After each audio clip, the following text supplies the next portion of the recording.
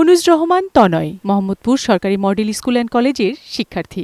এবছর এসএসসি পরীক্ষায় অংশ নিচ্ছেন তিনি, তাই শেষ সময়ের প্রয়োজনীয় পড়ালেখাটুকু চোখ বুলিয়ে নিচ্ছেন।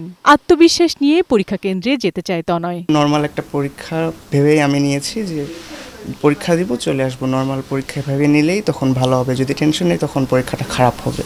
বাংলা প্রথম পত্রের মধ্য দিয়ে বৃহস্পতিবার সারা দেশে এসএসসি ও সমমানের পরীক্ষা শুরু হচ্ছে। চলতি বছর সবকটি বোর্ডের অধীনে পরীক্ষায় অংশ নেবে 19,28,181 জন শিক্ষার্থী। পরীক্ষা যাতে নির্বিঘ্নে সম্পন্ন হয় সেজন্য এরই মধ্যে শিক্ষা বোর্ড 14টি নির্দেশনা দিয়েছেন। পরীক্ষা কেন্দ্রের আশেপাশে কোনো ধরনের বিশৃঙ্খলা তৈরি করা হলে তা নিয়ন্ত্রণে কঠোর ব্যবস্থা নেওয়া হবে বলে জানিয়েছেন মাধ্যমিক ও উচ্চ মাধ্যমিক শিক্ষা বোর্ডের চেয়ারম্যান। নকল মানে আমরা নকল বললেই তো কিছু কাগজপত্র আমাদের হাতে ছোট টুকরা টুকরা ভাব আমাদের মনে ভাসে।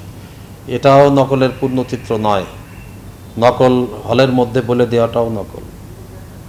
হলের মধ্যে সহযোগিতা করা বিভিন্নভাবে এই রিপোর্ট আমাদের কাছে আছে। এই জায়গাগুলো আমরা বন্ধ করতে চাই।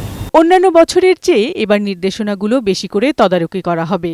শিক্ষার্থী এবং অভিভাবকদের গুজব নিয়ে সচেতন থাকার আহ্বান জানান তিনি। এবার পরীক্ষার প্রশ্ন আউট হওয়ার সকল পথ আমরা বন্ধ করেছি। কাজেই পরীক্ষার প্রশ্ন আউট হয়েছে এটা আমরা প্রথমত গুজবই মনে করি। এই গুজবের পিছনে ছুটে ছাত্র এবং অভিভাবক যেন অযথা হয়রানি এবং সময় নষ্ট না করে যেন তারা টেবিলে থাকে। তত্ত্বীয় পরীক্ষা চলবে 13 মে পর্যন্ত। 15 মে থেকে শুরু হবে ব্যবহারিক পরীক্ষা। 10 এপ্রিল থেকে 13 মে পর্যন্ত সব ধরনের কোচিং সেন্টার বন্ধের নির্দেশনাও দেয়া হয়েছে শিক্ষা বোর্ডের পক্ষ থেকে। বিউটি সমাদ্দার, বৈশাখী সংবাদ, ঢাকা।